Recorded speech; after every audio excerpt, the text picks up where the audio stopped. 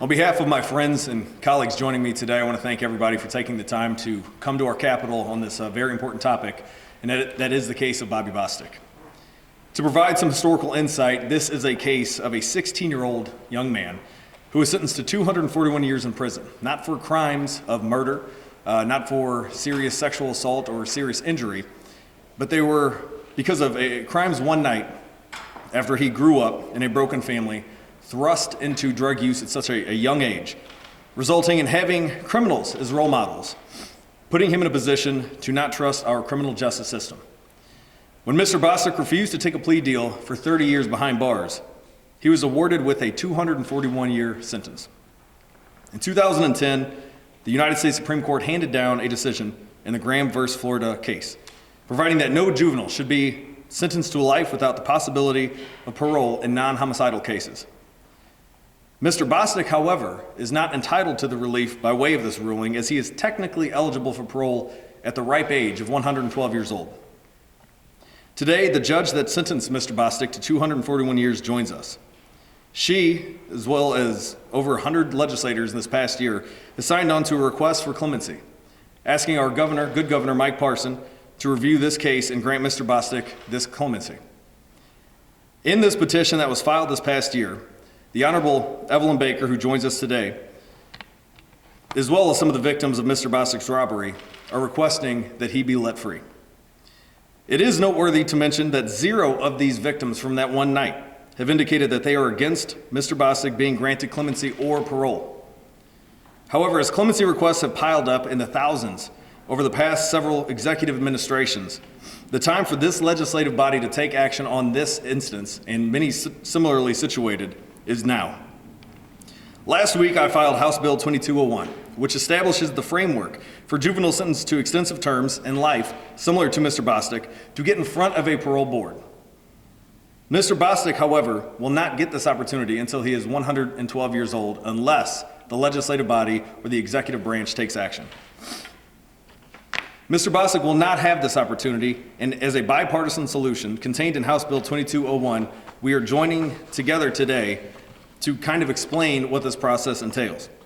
2201 fixes the technicality that prevents Bobby and others like him in this situation the ability to obtain the relief that the Supreme Court envisioned in a post-Graham United States. In the months ahead of us, you will learn about how Bobby Bostic is a changed man, fully repentant, obtaining many scholastic accolades and degrees. He has taken full responsibility for his actions on that one December night in 1995 and has used all of his free time to help as many young people to learn from the mistakes that he made. From either a fiscally responsible position or as a criminal justice reform mindset, Mr. Bostic is ready to see the outside of these walls that he has called home since 1996. Joining us today, a friend from the other side of the aisle, co-sponsor who I've worked with on many pieces of criminal justice reform since being elected in 2017, is my friend Barbara Washington, and I'm going to let her say a few words. Thank you. Thank you, Representative, and thank you all for being here. What Representative Schroer said, we need to add a little bit to that. And the instance of Bobby Bostic, not only was he sentenced that way because of consecutive sentencing, he was a 16-year-old person who probably should never have been certified as an adult in the first place. It is noteworthy to mention that his victims not only do not oppose him being released based on clemency or parole, none of his victims suffered any physical harm at the hands of Bobby Bostic.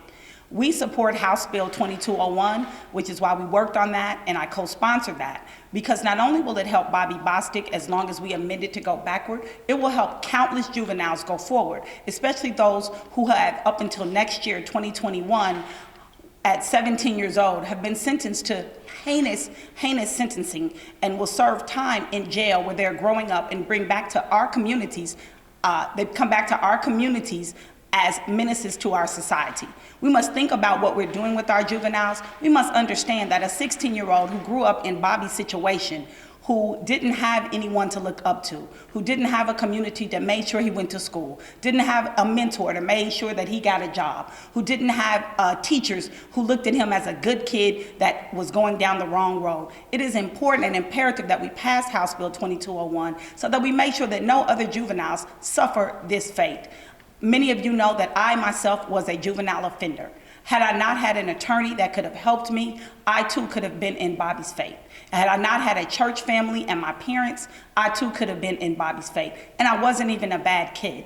I just had someone that knew that I wasn't a bad kid to bring that out. We need to make sure that we're doing that for Bobby. We need to make sure that we're doing that for the juveniles that come forward. And we need to make sure that we're doing that for all of our criminals and reform our system. Thank you. Thank you, Representative. As I said before, this is a very bipartisan issue. To many, this is a common sense issue of sentencing reform. Even our current president, the Trump administration, has called on criminal justice reform, has passed criminal justice reform, and is now calling on the states to look at sentencing reform state by state. One very important person, the Honorable Judge Baker, is here with us today. I know that she was a vital piece of this case that has indicated on the record that if it wasn't for such a harsh sentence, Mr. Bostic would not be the repentant man that he is today. But looking at 241 years, he is a reformed individual, and looking at what our criminal justice system is built for, and that's to rehabilitate offenders, to punish those, I believe that it is a time where myself, Representative Washington, and the Honorable Judge Baker all agree that the time is now to take action to let Mr. Bostic obtain the liberty that he deserves. With me to my right is the Honorable Judge Baker, and she would like to share a few words. Thank you, Judge. You know, excuse me. We spend a lot of time talking about how much we love our children in this country.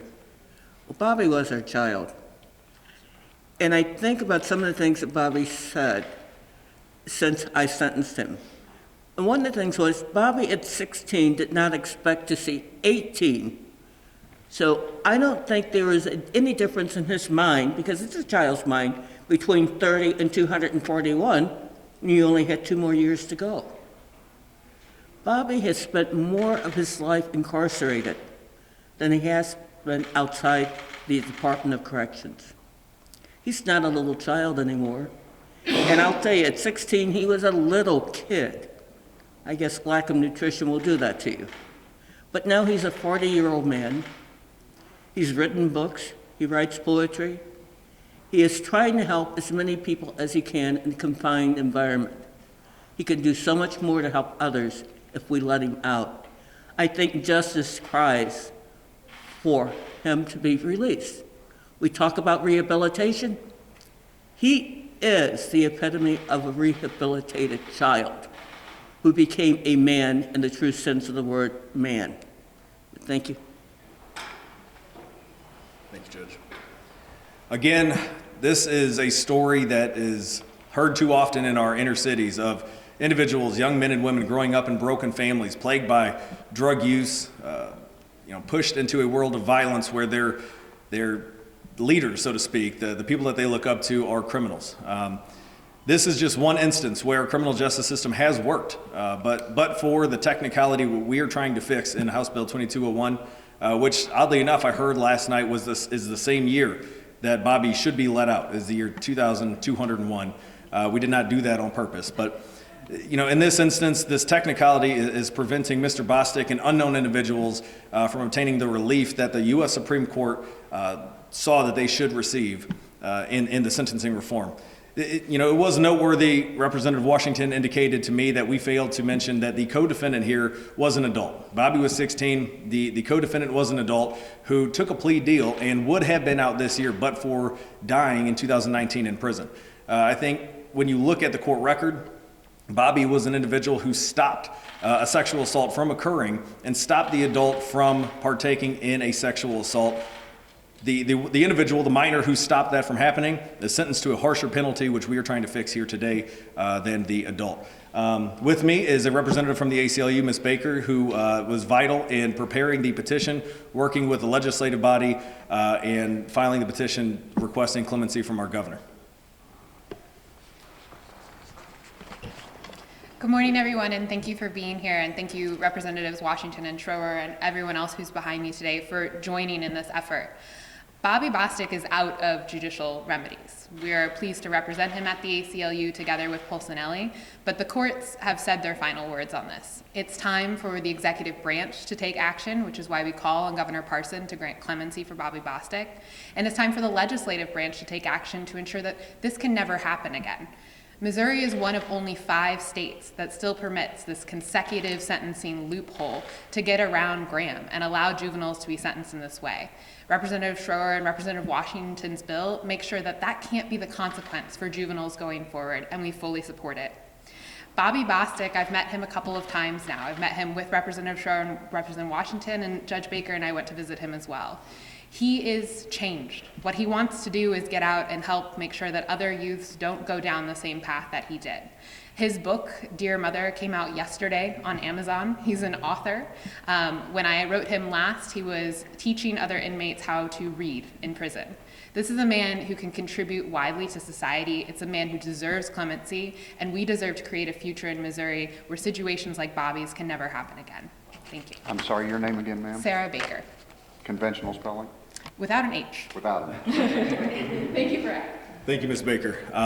Again, this is a common sense issue which we have seen Republicans and Democrats coming together. The ACLU, likes of ALEC and other right-wing organizations coming together to figure out how we can do better by preserving liberty for those individuals who are fully rehabilitated. If anyone does not have any other words, I would open this up to questions of myself and those behind me. Representative, what prompted a conservative Republican like you to sponsor this bill? How did you get involved in this? What got your attention?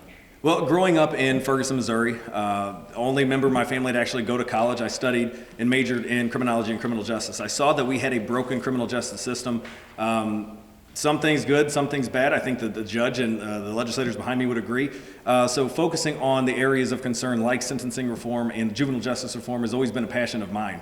I stumbled across this story, oddly enough, on social media one day when I was working at Arrowhead Building Supply as their in-house counsel, which I do want to mention that business because they've gone on record to state that if Bobby is granted clemency or parole, that they would offer him a position within Arrowhead Building Supply. That being said, this has been a passion of mine, restoring individuals' liberty, shrinking the size of government and government overreach, and I think this just fits right in with all of those key points. And your bill would just guarantee him a parole hearing? Yeah, so it would be guaranteed a parole hearing, and others similarly situated. It would not guarantee him parole per se, but it would guarantee him to get in front of the parole board when they would look at his case file to see, no bad actions that would prevent him from getting parole. The accolades that he's received scholastically and the different degrees, the programs that he's trying to start up and contribute to as far as contributing to juveniles and being a good influence on them and allowing them to see the bad actions and what one horrific night can do to somebody's life. I believe that firmly that he would be granted parole if given the opportunity. So, hopefully the governor could take action. I know there are thousands upon thousands of clemency requests, but this one and a couple others that I know are very, come on up, or on the forefront right now with a couple legislators behind me. These are the ones that I believe that the governor could take action on. We would hope that the governor would take action on that this year. But if not, House Bill 2201 would be the fixing that technicality, preventing those receiving life without the possibility of parole to actually obtain that parole hearing. Have you had an opportunity to talk to the governor about that petition? And if so, was he given any explanation why it's enacted yet? So last year, I actually had the opportunity at the governor's mansion to speak to him and the First Lady about this case. It was prior to the petition actually being filed, but I spoke to him about this case after going out and visiting Mr. Bostic in prison. I can't speak on where they are now, but back then in 2019, both he and the First Lady, as a former law enforcement officer, he thought that this was an overreach of 241 years for the crimes on that one unfortunate night. And they seemed very receptive to hearing his case, looking over the petition, hearing from the victims. Now we have that's contained within the petition. None of them are against allowing him parole or granting of clemency. So I'm hopeful that once this gets to the governor's desk that he would take a fresh look at this and remember our conversation in 2019. Do I understand you to say this won't just apply to Bobby, this will apply to other potential offenders that are in Missouri prisons now? Do you have any idea how many? Well, in speaking with Mr. Bostic, along with Representative Washington and Ms. Baker from the ACLU, Mr. Bostic indicated that there were others similarly situated. He couldn't give us a hard number, but I'm thinking at least half a dozen that this would apply to, where the technicality preventing the Graham relief to allow these individuals to get clement or to be free. So now with no other options, the governor has the petition on his desk. We have this bill. Hopefully, it'll get the fast track going through the criminology or the criminal justice committees. This would apply to many individuals, I would hope, in the state of Missouri. Even if the governor were to act favorably, I take it you'd still push for the bill because of the other two.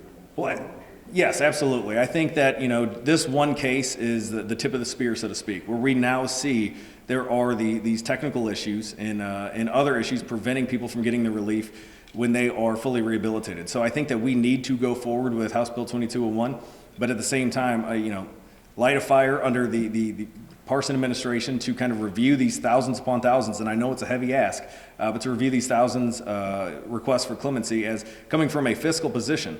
We are wasting more money locking people up that could be contributing to society as solid Missourians, once again. Representative, I have a question for you, and I have a question for Judge Baker as well. Your bill essentially would give Mr. Bostic an opportunity for parole. Now, would he still have to wait till he's 112, or would that would move it up? No, since he's already served over 15 years, he would be given the opportunity for a parole hearing. If that is denied, he would wait another 3 years to be given another chance. It's not guaranteeing him parole by any means, but what this would do is give him the option to that relief that the Supreme Court saw fit in the Graham versus Florida decision. Gotcha. Judge? Your Honor, thank you. Appreciate you coming here. I've never seen a judge come out and say something like this. At least I've never seen that. What has prompted you to do this, and what was the reaction in the community back in the 90s when you sentenced him to 241 years? Do you remember the reaction to it? No one was upset back then because we were dealing with the concept of predator teens, plaguing the nation. What we weren't dealing with, and what I dealt with later, was the knowledge that a child's brain continues to develop. Bobby was just a kid. He was 16 years old. His brain had years to go before he became a full-fledged adult. Someplace into his 20s. Actually, with most males, I'd say it's probably around 30 or 35. But My wife would agree. but Bobby was a little kid. I always believe you keep on learning. You never stop in life. If I knew then what I know now, I would never have sentenced that child to 241 years. I didn't know it then, but I do know it now, and it's my duty to try to rectify a wrong. So that's why I'm doing it, and that's why I'll keep doing it. Thank you. I see 7 House members here now. What's your feeling of how this bill will be received by the rest of the chamber, by leadership, and by the Senate? Well, like I stated before, right now the current executive administration in our country is pushing for criminal justice reform. So this is a time where Republicans and Democrats see this as a very common sense issue. Here in our state, myself and Representative Washington, we worked when we weren't in hearings or on the House floor, talking to different legislators from across the state of Missouri. We ended up with over 100 different signatures in support of the request for clemency. So speaking on this bill alone, I think that we're going to get just as much, if not more, support after it goes through the committee and we have the hearings and people have the opportunity to look at this case and others similarly situated.